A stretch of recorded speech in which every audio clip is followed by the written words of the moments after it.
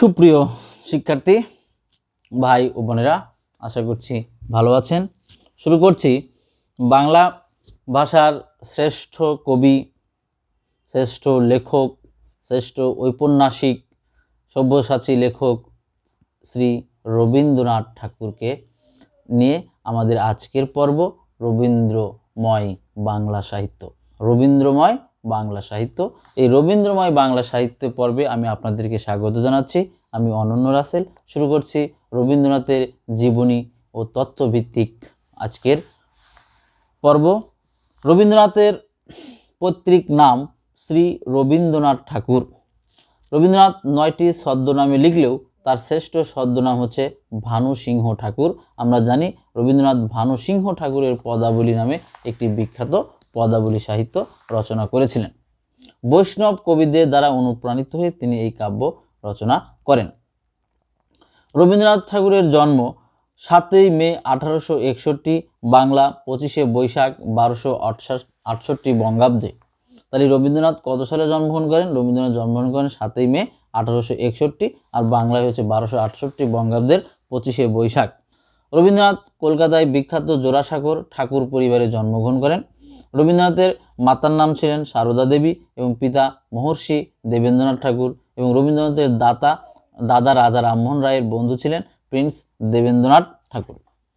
বাল্যকালে রবীন্দ্রনাথ বিভিন্ন বিদ্যালয়ে পড়াশোনা করেছেন, যদিও তিনি বিদ্যালয়ে পাঠ সম্পূর্ণ করতে পারেননি। রবীন্দ্রনাথ বাল্যকালে যে স্কুলগুলোতে আনাগোনা করেছেন তার নাম হচ্ছে Oriental Seminary, Normal School, Bengal Academy, Saint Xavier's School. 17 বছর বয়সে ব্যারিস্টারি পড়ার জন্য রবীন্দ্রনাথ লন্ডনে যান এবং পড়াশোনা অসমাপ্ত রেখে রবীন্দ্রনাথ পরবর্তীতে ইংল্যান্ড থেকে ফিরে আসেন। রবীন্দ্রনাথ পেশা বলতে যা বোঝায় সত্যিকার অর্থে সেরকম পেশাজীবী ছিলেন না। তবে রবীন্দ্রনাথের পৈতৃক জমিদারি ছিল নওগাঁর পতিশ্বরে এবং বাংলাদেশের কুষ্টিয়া এবং শিলাইদহে। রবীন্দ্রনাথ কুষ্টিয়া, শিলাইদহে এবং সিরাজগঞ্জের শাহাদাতপুরে এবং নওগাঁর পাতিশ্বরে বেশ কিছুকাল অবস্থান করেন জমিদারি দেখার জন্য। 1884 সালে রবীন্দ্রনাথ পিতার আদেশে বিষয়কর্ম দেখার জন্য নিযুক্ত হন এবং 1890 সালে রবীন্দ্রনাথ পূর্ববঙ্গে বসবাস শুরু করেন। এখানেই রবীন্দ্রনাথের বিখ্যাত ছোট গল্পগুলো রচিত হয় এবং বাংলা ছোট গল্পের স্বর্ণযুগ বলা হয় রবীন্দ্রনাথের এই পূর্ববঙ্গ অবস্থানকালীন সময়কে। এই সময় রবীন্দ্রনাথের বেশ কিছু কাব্যগ্রন্থ প্রকাশিত হয়। তার মধ্যে উল্লেখযোগ্য কাব্যগ্রন্থ হচ্ছে রবীন্দ্রনাথের সোনারতরী কবিতাটি কবি রবীন্দ্রনাথ শিলাইদহে এবং শাহজাদপুরের মাঝখানে পদ্মা নদীতে বসে এই কাব্যটি রচনা করেছিলেন। রবীন্দ্রনাথ তার সাহিত্যের স্বীকৃতিস্বরূপ বিশ্বের সবচেয়ে মর্যাদাপূর্ণ পুরস্কার নোবেল পুরস্কারে ভূষিত হন। রবীন্দ্রনাথ 1913 সালে এশীয়দের মধ্যে প্রথম নোবেল পুরস্কারে ভূষিত হন। রবীন্দ্রনাথ যে গ্রন্থের জন্য নোবেল পুরস্কারে ভূষিত হন গ্রন্থের নাম সং অফ অফারিংস। রবীন্দ্রনাথের গীতাঞ্জলি কাব্যের অধিকাংশ কবিতা, এছাড়াও বিভিন্ন কাব্য থেকে সংকলিত কবিকে নিয়ে সং অফ অফারিংস কবি নিজেই ইংরেজি অনুবাদ করেন এবং এই কাব্যের ভূমিকা লেখেন হচ্ছে বিখ্যাত ইংরেজ কবি W.B. ইয়েটস। রবীন্দ্রনাথের এই কাব্যটি প্রকাশিত হয় 1910 সালে এবং এই 10 সালের কাব্যগ্রন্থ প্রকাশিত হওয়ার পর রবীন্দ্রনাথ 1913 সালে সাহিত্যের নোবেল পুরস্কারে ভূষিত হন। 7ই আগস্ট 1941, বাংলা 22শে শ্রাবণ 1348 বঙ্গাব্দে রবীন্দ্রনাথ ইহলোক ত্যাগ করেন। রবীন্দ্রনাথের সর্বশেষ রচনা ছিল একটি কাব্য, সের নাম হচ্ছে শেষ লেখা কবিতাটি রবীন্দ্রনাথের নামটা নিজের দেওয়া না। তাহলে রবীন্দ্রনাথের প্রথম কাব্যগ্রন্থের নাম আমরা জানি। রবীন্দ্রনাথের প্রথম কাব্যগ্রন্থের নাম হচ্ছে কবি কাহিনী। এছাড়া কাব্যগ্রন্থগুলো হচ্ছে করিকোমল, প্রভাত সঙ্গীত, সন্ধ্যা সঙ্গীত, সানাই, মানসী, সোনারতরী, চিত্রা, চৈতালি, খনিকা, নৈবেদ্য, গীতাঞ্জলি, বলাকা, পূরবী, পুনশ্চ, মহুয়া, কল্পনা, পত্রপুট, বিচিত্রা, সেজুতি, জন্মদিনে, শেষ লেখা বিশেষভাবে উল্লেখযোগ্য। রবীন্দ্রনাথের পূরবী কাব্য প্রকাশের পর রবীন্দ্রনাথ মনে করলেন যে তার কাব্য জীবনের সমাপ্তি ঘটেছে। সেজন্য কিছুকাল রবীন্দ্রনাথ কাব্য চর্চায় বিরতি দিয়েছিলেন। পরবর্তীতে তিনি আবার কাব্যলক্ষ্মীর দেখা পান। রবীন্দ্রনাথ রচনা করেন পুনশ্চ কাব্যগ্রন্থ। রবীন্দ্রনাথ নাম দেন হচ্ছে পুনশ্চ কাব্যগ্রন্থ। রবীন্দ্রনাথের পূরবী কাব্যটি রবীন্দ্রনাথ বিখ্যাত আর্জেন্টিনান কবি ভিক্টোরিয়া ওকাম্পোকে কাব্যটি উৎসর্গ করেন। রবীন্দ্রনাথের পুনশ্চ কাব্যগ্রন্থটি বিশেষভাবে উল্লেখযোগ্য এজন্যই যে রবীন্দ্রনাথ এই কাব্যে তার গদ্যছন্দের নিয়ে খেলা করেছেন, বাংলা গদ্যছন্দের খেলা করেছেন তার এই পুনশ্চ কাব্যগ্রন্থে। রবীন্দ্রনাথের উপন্যাসগুলোর মধ্যে আছে বউ ঠাকুরানীর হাট, গোরা, ঘরে বাইরে, চতুরঙ্গ, চোখের বালি, নৌকাডুবি, যোগাযোগ, রাজর্ষি, শেষের কবিতা, 4 অধ্যায় প্রভৃতি। রবীন্দ্রনাথের কাব্যনাট্য হচ্ছে চিত্রাঙ্গদা, বসন্ত, বিদায় অভিশাপ, বিসর্জন, রাজা ও রানী। তাহলে রাজা ও রানী রবীন্দ্রনাথের কোন ধরনের রচনা? রাজা ও রানী রবীন্দ্রনাথের হতে একটি বিখ্যাত কাব্যনাট্য। এছাড়াও রবীন্দ্রনাথের শুধু নাটকও লিখেছেন, যেমন অচলায়তন, চিরকুমার সভা, ডাকঘর, মুকুট, মুক্তির উপায়, রক্তগরবী এবং রাজা। রবীন্দ্রনাথ গল্প লেখে বাংলা সাহিত্যকে সমৃদ্ধ করেছেন বহুলাংশে, এজন্য তাকে বলা হয় বাংলা ছোট গল্পের জনক। রবীন্দ্রনাথ বাংলা ছোট গল্প লিখে বাংলা ছোট গল্পকে বিশ্ব মর্যাদায় অভিষিক্ত করেছেন। রবীন্দ্রনাথের ছোট গল্পগুলো হচ্ছে গল্পগুচ্ছ, গল্পস্বল্প, 3 সঙ্গী, লিপিকা, সে ও কৈশোরক। রবীন্দ্রনাথের কিশোর ছোট গল্পের সংকলন হচ্ছে কৈশোরক। এছাড়াও লিপিকাতে রবীন্দ্রনাথের কিছু ছোট গল্পের আমরা দেখা পাই, এর মধ্যে বিখ্যাত একটি হচ্ছে তোতা কাহিনী। রবীন্দ্রনাথের প্রবন্ধ গ্রন্থগুলো তার চিন্তার প্রাঞ্জল প্রকাশ ঘটেছে। রবীন্দ্রনাথের গীতল কাব্যিক প্রবন্ধ ধারাতে এগুলো এক নতুন সংযোজন হয়েছে। রবীন্দ্রনাথের কাব্যগ্রন্থের মধ্যে আছে বিচিত্র প্রবন্ধ, শিক্ষা, শব্দতত্ত্ব, কালান্তর, সভ্যতার সংকট। রবীন্দ্রনাথ সভ্যতার সংকট কবিতায় প্রবন্ধে বলেছেন, মানুষের উপর বিশ্বাস হারানো পাপ, মানুষের উপর বিশ্বাস হারানো পাপ, এটা তিনি বলেছেন কোথায়? সভ্যতার সংকটে। এছাড়াও তার বেশ কিছু ভ্রমণ কাহিনী আছে, জাপান যাত্রী, পথের সঞ্চয়, পারস্য, রাশিয়ার চিঠি, ইউরোপ যাত্রীর ডায়েরি, ইউরোপ প্রবাসীর পত্র। রবীন্দ্রনাথের নৃত্যনাট্যগুলো হচ্ছে শ্যামা, মালিনী, চিত্রাঙ্গদা, চণ্ডালিকা। শ্যামা, মালিনী, চিত্রাঙ্গদা, চণ্ডালিকা রবীন্দ্রনাথের হচ্ছে কি নৃত্য নাট্য। তাহলে যদি পরীক্ষা আসে শ্যামা কোন ধরনের রচনা? শ্যামা হচ্ছে রবীন্দ্রনাথের নৃত্যনাট্য। এছাড়াও রবীন্দ্রনাথের আরও বিখ্যাত কিছু নাটক আমরা পাই, যেগুলোর মধ্যে কালের যাত্রা, তাপসী, শ্যামা, ফাল্গুনী, পরিত্রাণ, অচলায়তন। তারপরে রবীন্দ্রনাথ বসন্ত নামে একটি নাটক লেখেন। এই নাটকটি আমরা জানি রবীন্দ্রনাথ কাজী নজরুল ইসলামকে উৎসর্গ করেন। রবীন্দ্রনাথ কালের যাত্রা নামের নাটকটি শরৎচন্দ্র চট্টোপাধ্যায়কে উৎসর্গ করেন এবং রবীন্দ্রনাথ তার তাসের দেশ নাটকটি উৎসর্গ করেন নেতাজি সুভাষচন্দ্র বসুকে। রবীন্দ্রনাথ বাংলা কবিতায় বা বাংলাভাষীদের কাছে, বৈশ্যভাষীদের কাছে রবীন্দ্রনাথ বিশ্বকবি নামে পরিচিত। রবীন্দ্রনাথকে বিশ্বকবি উপাধিতে ভূষিত করে ব্রহ্ম বান্ধব উপাধ্যায়, এবং রবীন্দ্রনাথকে বলা হয় কবিগুরু। এই কবিগুরু উপাধিতে ভূষিত করেন বিখ্যাত রাজনীতিবিদ মহাত্মা গান্ধী। আর রবীন্দ্রনাথ গান্ধীকে উপাধি দেন মহাত্মা গান্ধী। রবীন্দ্র প্রতিভার বিকশিত হয়েছে নানাভাবে। রবীন্দ্রনাথকে নিয়ে প্রচুর জীবনী লেখা হয়েছে, তার মধ্যে শ্রেষ্ঠ জীবনীকার হচ্ছে প্রভাত কুমার মুখোপাধ্যায়, যিনি লিখেছেন হচ্ছে রবীন্দ্র জীবনী। এছাড়াও চারুচন্দ্র বন্দ্যোপাধ্যায় রবিরশ্মি লিখেছেন। রবীন্দ্রনাথকে নিয়ে অজস্র গবেষণা হয়েছে বাংলাদেশে, এপার বাংলায় ওপার বাংলায়।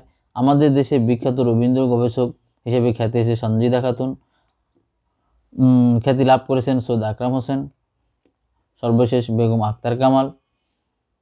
রবীন্দ্র গবেষক এবং রবীন্দ্রনাথের কাব্যের উপমা নিয়ে গবেষণা করেছেন বেশ কয়েকজন, তার মধ্যে ঢাকা বিশ্ববিদ্যালয়ের বাংলা বিভাগের শিক্ষক আহমদ কবির, তিনি রবীন্দ্র কাব্যে উপমা নামে একটা বিখ্যাত বই লিখেছেন।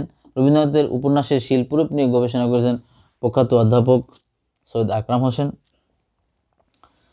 রবীন্দ্রনাথকে ঘিরে এবং রবীন্দ্রনাথের সমালোচনামূলক গ্রন্থ নিয়ে অনেক সমালোচক বিখ্যাত হয়ে আছেন। তার মধ্যে আর আমরা উল্লেখ করতে পারি ক্ষুদিরাম বসু। ক্ষুদিরাম বসু লেখা রবীন্দ্র প্রতিভার পরিচয় একটি অনবদ্য গ্রন্থ। রবীন্দ্রনাথকে আপনারা যদি পূর্ণাঙ্গভাবে জানতে চান তাহলে দ্বারস্থ হতে হবে প্রভাত কুমার মুখোপাধ্যায়ের কাছে। তার বিখ্যাত বই হচ্ছে রবীন্দ্র জীবনী। রবীন্দ্র জীবনী এই বইটি আমাদের সবারই পড়া উচিত। তাছাড়া রবীন্দ্রনাথ বিভিন্ন সময় বিভিন্ন জায়গায় অবস্থান করছিলেন, সেই জায়গাগুলোতে অবস্থানের বিভিন্ন স্মৃতি নিয়ে বিভিন্ন লেখক লিখেছেন। তারপরে তার মধ্যে বিখ্যাত হচ্ছে মনপুতে রবীন্দ্রনাথ লিখেছেন হচ্ছে মৈত্রী দেবী, যিনি পরবর্তীতে নহন্যাতে উপন্যাস লিখে কলকাতা একাডেমি পুরস্কারে ভূষিত হন। এখন রবীন্দ্রনাথ সম্পর্কে আমরা আরও কিছু গুরুত্বপূর্ণ তথ্য আপনাদের সামনে শেয়ার করছি। রবীন্দ্রনাথ তার পিতামাতার চতুর্দশ সন্তান এবং পুত্র হিসেবে তিনি অষ্টম। রবীন্দ্রনাথ মাত্র 8 বছর বয়সে কবিতা লেখা আরম্ভ করেন। আমরা জানি রবীন্দ্র পরিবারটা হচ্ছে ওই সময়কার শিল্প সংস্কৃত চর্চার প্রাণকেন্দ্র। আমরা জানি যে রবীন্দ্রনাথের পিতা যিনি হচ্ছেন দেবেন্দ্রনাথ ঠাকুর, তিনি মহর্ষি নামে খ্যাত হয়েছেন, কারণ তিনি হচ্ছেন ওই সময় একটি ধর্ম আন্দোলন চলতেছিল, সেই ধর্ম আন্দোলনে একজন প্রবক্তা পুরুষ ছিলেন। এছাড়াও রবীন্দ্রনাথের দাদা, তিনি প্রিন্স উপাধিতে ভূষিত হয়েছিলেন ব্রিটিশ সরকার কর্তৃক। তার নাম হচ্ছে প্রিন্স দ্বারকানাথ ঠাকুর। প্রিন্স দ্বারকানাথ ঠাকুরের। তারপরে রবীন্দ্রনাথের প্রথম কাব্যগ্রন্থের নাম হচ্ছে কবি কাহিনী। রবীন্দ্রনাথের প্রথম প্রকাশিত কাব্যগ্রন্থের নাম হচ্ছে কি কবি কাহিনী। রবীন্দ্রনাথের প্রথম কবিতাটির নাম হচ্ছে হিন্দু মেলার উপহার। রবীন্দ্রনাথ প্রথম যে কবিতাটি লিখছেন সেটার নাম হচ্ছে হিন্দু মেলার উপহার। রবীন্দ্রনাথের প্রথম প্রকাশিত নাটকের নাম হচ্ছে বাল্মীকি প্রতিভা, এরা 1881 সালে প্রকাশিত হয়। আর রবীন্দ্রনাথের প্রথম কাব্যগ্রন্থ প্রকাশিত হয় কবি কাহিনী, সেটা 1878 সালে। রবীন্দ্রনাথ রুদ্রচন্ড নাটক লিখলেও এখানে নাটকীয়তার দেখা পাওয়া যায় খুবই কম, এজন্য একে সার্থক নাটক বলা হয় না। রবীন্দ্রনাথের প্রথম প্রকাশিত উপন্যাসের নাম হচ্ছে বউ ঠাকুরানীর হাট, এর প্রকাশিত হয় 1883 সালে। রবীন্দ্রনাথ বাংলা ছোট গল্পের প্রথম সার্থক শিল্পী।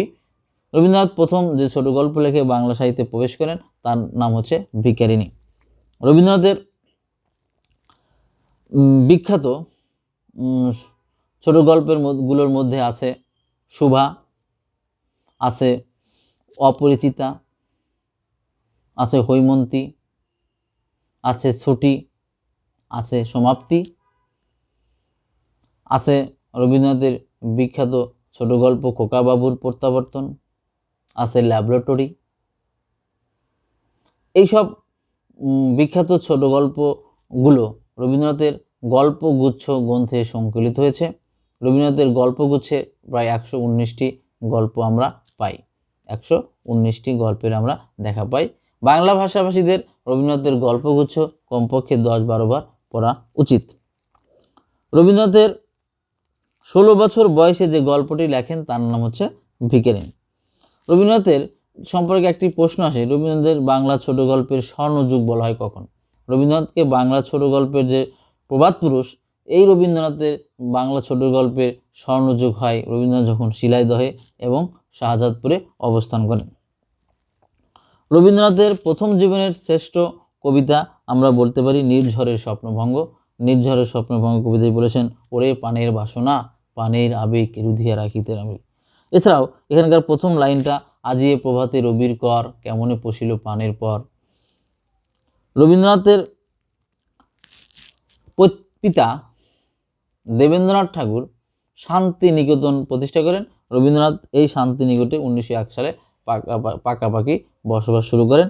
এই শান্তিনিকেতনে রবীন্দ্রনাথের ব্রহ্মাচার্য নামে একটি বিদ্যালয় স্থাপন করেন। পরবর্তীতে এই বিদ্যালয়টিকেই বিশ্বভারতী বিশ্ববিদ্যালয়ে রূপান্তরিত করা হয়।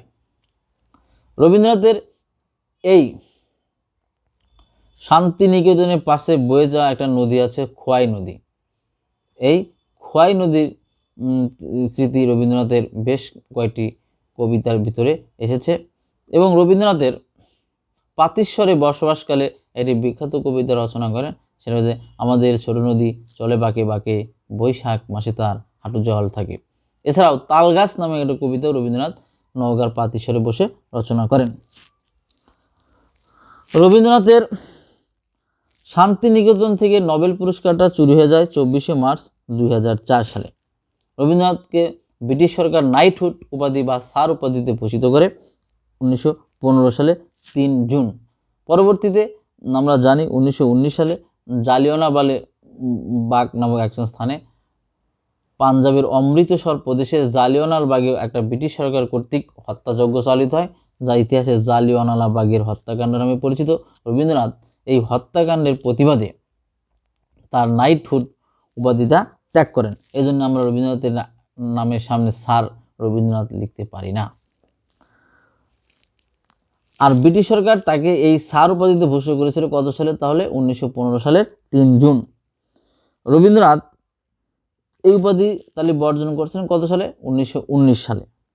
রবীন্দ্রনাথ ঠাকুরের মৃত্যুর পরে প্রকাশিত হয় শেষ কাব্যগ্রন্থ হচ্ছে শেষ লেখা 1941। রবীন্দ্রনাথ তার ভ্রাতৃস্পুত্রী ইন্দিরা দেবীকে লেখা চিঠি সংকলনকে বলা হয়েছে ছিন্নপত্র। রবীন্দ্রনাথের উপাধি হচ্ছে বিশ্বকবি। রবীন্দ্রনাথের নিজস্ব আত্মজীবনী লিখেছেন, সেই নিজস্ব আত্মজীবনীর নাম হচ্ছে জীবন স্মৃতি, যা আমাদের অবশ্যই পাঠ্য। রবীন্দ্রনাথ ছোটদের জন্য লিখছেন সহজ পাঠ। রবীন্দ্রনাথ ঠাকুর কাজী নজরুলকে উৎসর্গ করেন বসন্ত নাটকটি, আমি আগেই বলেছি। রবীন্দ্রনাথের শ্রেষ্ঠ কাব্য সংকলনের নাম কি? রবীন্দ্রনাথের শ্রেষ্ঠ কাব্য সংকলনের নাম হচ্ছে সঞ্চয়িতা। রবীন্দ্রনাথ ঠাকুরের প্রথম মনস্তাত্ত্বিক উপন্যাসের নাম হচ্ছে চোখের বালি, এবং বাংলা সাহিত্যের প্রথম মনস্তাত্ত্বিক উপন্যাস হচ্ছে চোখের বালি। আমাদের জাতীয় সঙ্গীত আমার সোনার বাংলা আমি তোমায় ভালোবাসি, এবং ভারতের জাতীয় সঙ্গীত রচয়িতা হচ্ছে জন গণ মন। এই জাতীয় সঙ্গীতের রচনা হচ্ছেন আমাদের বিশ্বকবি রবীন্দ্রনাথ ঠাকুর। রবীন্দ্রনাথ ঠাকুরের এই যে আমার সোনার বাংলা, এটি একদিন বাউল গানের সুরে গাওয়া হয়। এই বাউল গানটি রবীন্দ্রনাথ গগন হরকরার সুর থেকে নিয়েছিলেন। রবীন্দ্রনাথের এই যে আমার সোনার বাংলা আমাদের জাতীয় সঙ্গীত, যে কোনো রাষ্ট্রীয় অনুষ্ঠানে তার 4 পংক্তি পাঠ করা হয়। বিবিসি 2004 সালে বিশ্ব বাঙালি তালিকায় রবীন্দ্রনাথের স্থান দেন দ্বিতীয়। আমরা জানি প্রথম স্থানে আছে 1000 বছরের শ্রেষ্ঠ বাঙালি জাতির জনক বঙ্গবন্ধু শেখ মুজিবুর রহমান। রবীন্দ্রনাথ শাহাদাতপুরে আসেন কত সালে? রবীন্দ্রনাথ শাহাদাতপুরে আসেন 1890 সালে। রবীন্দ্রনাথ কলকাতা থেকে কুষ্টিয়ার শিলাদহে আসেন কত? 1892 সালে। সোনারতরী কাব্য কোথায় রচনা করেন? আমি আগেই বলেছি রবীন্দ্রনাথ সোনারতরী কাব্য রচনা করেন হচ্ছে শাহাদাতপুরে ও শিলাইদহে। শাহাদাতপুরে ও শিলাইদহে বসে তিনি সোনারতরী কাব্যটি রচনা করেন। তবে সোনারতরী অধিকাংশ কাব্যটি রাখা হয় কুষ্টিয়া শিলাইদহে। রবীন্দ্রনাথ ঠাকুরের দ্বিতীয় প্রকাশিত কাব্যগ্রন্থের নাম হচ্ছে বনফুল, 1880 সালে প্রকাশিত হয়। রবীন্দ্রনাথ ঠাকুর ঢাকায় আসেন 1898 সালে প্রথমবার এবং দ্বিতীয়বার 1926 সালে।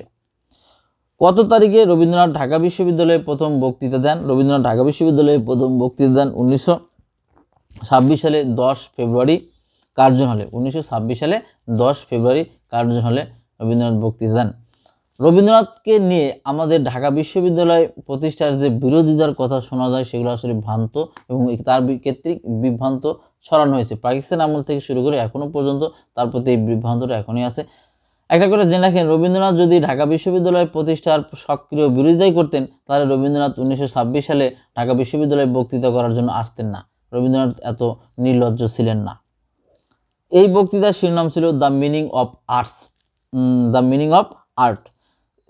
কার্যকালে তিনি আবার দ্বিতীয় বক্তব্য দেন 1926 সালে 13 ফেব্রুয়ারি। এখানে বক্তৃতার নাম ছিল the rule of the giant, the rules of the giant. Rabindranath Dhaka বিশ্ববিদ্যালয় ডক্টরেট অফ লিটারেচার ডিগ্রি দেয় 1936 সালে। রবীন্দ্রনাথ যদি ঢাকা বিশ্ববিদ্যালয় প্রতিষ্ঠায় এতই বিরোধিতা করতেন, তাহলে ঢাকা বিশ্ববিদ্যালয় তাকে ডিলিট উপাধিতে ভূষিত করতো না। রবীন্দ্রনাথকে ডিলিট উপাধিতে ভূষিত করা হয় 1936 সালে। যখন রবীন্দ্রনাথকে ঢাকা বিশ্ববিদ্যালয়ে ডিলিট উপাধি দেওয়া হয়, তখন ঢাকা বিশ্ববিদ্যালয়ের ভিসি ছিলেন, অর্থাৎ ভাইস চ্যান্সেলর ছিলেন স্যার এএফ রহমান, যিনি প্রথম বাঙালি উপাচার্য এবং প্রথম মুসলমান উপাচার্য। তাহলে যদি প্রশ্ন ঢাকা বিশ্ববিদ্যালয়ের প্রথম বাঙালি উপাচার্যের নাম কি, তার নাম হচ্ছে স্যার এএফ রহমান, এবং তিনি প্রথম মুসলমান উপাচার্য। আমরা জানি ঢাকা বিশ্ববিদ্যালয়ের প্রথম উপাচার্য নাম পিজে হার্স, তার নামে হচ্ছে ঢাকা বিশ্ববিদ্যালয়ে একটা হল আছে, এবং স্যার এএফ রহমানের নামেও একটি হল আছে ঢাকা বিশ্ববিদ্যালয়ে। রবীন্দ্রনাথ ঠাকুর কোন কোন পত্রিকা সম্পাদনা করেন? রবীন্দ্রনাথ ঠাকুর সাধনা 1894, ভারতী 1898, বঙ্গদর্শন 1901 এবং তত্ত্ববোধিনী 1911 সালে এই পত্রিকাগুলো সম্পাদনা করেছেন। রবীন্দ্রনাথ ঠাকুরের গদ্য কবিতা রচনা যে গ্রন্থের নাম, তার নাম হচ্ছে পুনশ্চ। আমি আগেই বলেছি রবীন্দ্রনাথের গদ্য কবিতা প্রকাশিত হয়েছে তার পুনশ্চ কাব্যে। প্রায়শ্চিত্ত নাটক ভেঙে রবীন্দ্রনাথ যে নাটকটি রচনা করেন তার নাম হচ্ছে পরিত্রাণ। রবীন্দ্রনাথ চিত্রশিল্পী ছিলেন, তিনি বেশ কিছু ছবি এঁকেছিলেন। রবীন্দ্রনাথ তার ছবিগুলোকে নাম দিয়েছেন শেষ বয়সের প্রিয়। শেষ বয়সের প্রিয়া নামে রবীন্দ্রনাথ তার চিঠিগুলোর নামকরণ করেছেন। এই হচ্ছে মোটামুটি আমাদের রবীন্দ্রনাথ সম্পর্কে তথ্য। এরপরেও আমরা দ্বিতীয় পর্বে রবীন্দ্রনাথ সম্পর্কে আরও বিস্তারিত জানতে পারবো। সবাই ভালো থাকবেন, সুস্থ থাকবেন। আল্লাহ হাফেজ।